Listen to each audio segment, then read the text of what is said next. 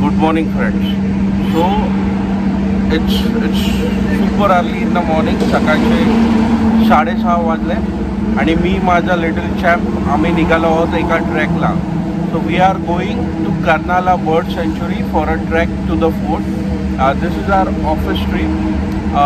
इथे ऑफिसची बस उभी आहे, तिथे ऑफिसचे सगळे एम्प्लॉईज जमा होतील आणि यापुढे मी जास्त बडबड करणार नाही आहे. But we are super excited, right?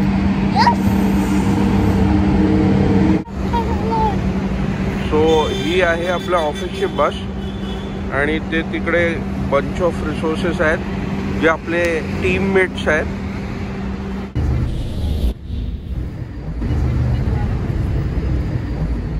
सकाळच्या सूर्योदयाचे सुंदर नजारे बघत प्रवासाला सुरुवात झाली.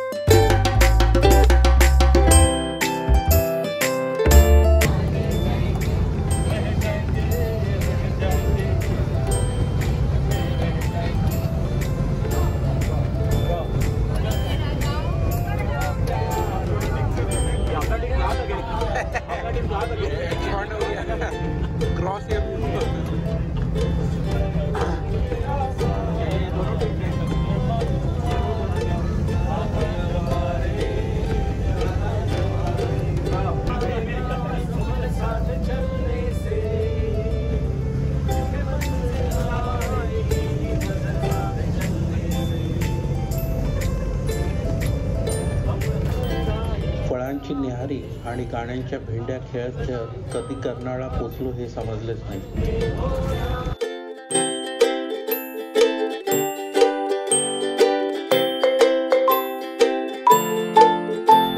उजव्या बाजूला कर्नाळ्याचा सुळका सारखा खुणावत होता.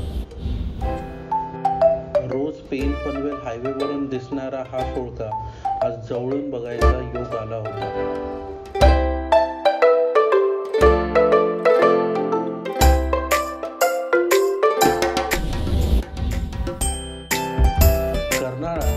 संरक्षित वन असल्यामुळे आत जाण्यासाठी एंट्री फीज होती आणि कंपनीने अगोदरच सर्वांची पेमेंट केली होती आणि आतील एका उपहारगृहात नाश्त्याची सोय देखील केली होती. त्यामुळे एक्झॅक्ट एंट्री फी बद्दल लक्षात आले नाही, पण गुगलवरील माहितीनुसार 30 रुपये प्रत्येकी आणि कॅमेऱ्याचे वेगळे चार्जेस लागतात.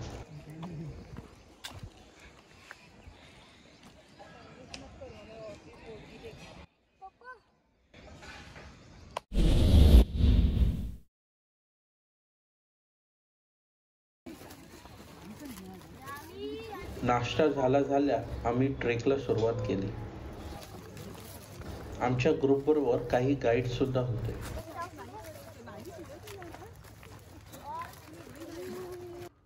पण थोड्याच वेळात ग्रुपमधल्या बालगोपाळांनी पुढाकार घेतला.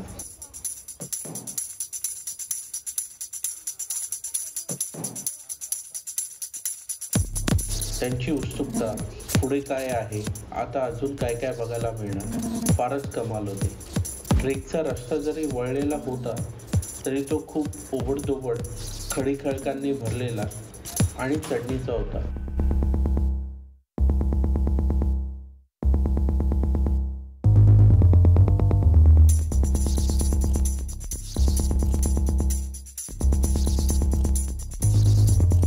अडीच 3 किलोमीटरचा ट्रेक जिला सहज 1-1.5 तास लागू शकतो, ह्या मुलांनी 40-45 मिनिटात पार केला.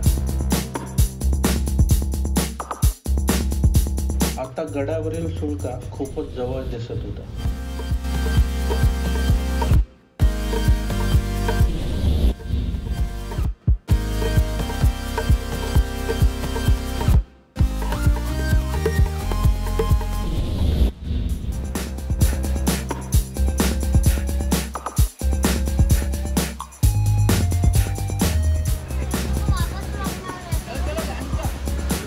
So this is like a entry gate.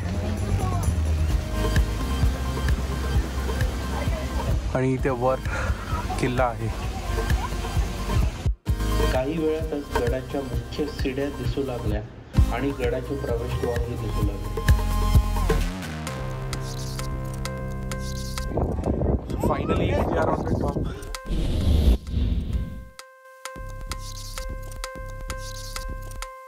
गडावर आता पडक्या वाड्याचे अवशेष, बुरुजांचे अवशेष आणि खूप सारी पाण्याची टाकी होती. मुलांनी गाईडला खूप मागे टाकले होते, त्यामुळे गडाबद्दलची तपशीलवार माहिती मिळू शकली नाही. परंतु गडाची एकंदरीत रचना, आकार बघितला तर ह्याचा वापर टेहाळणीसाठी, व्यापारी मार्गांवर लक्ष ठेवण्यासाठी होत असेल असे वाटते.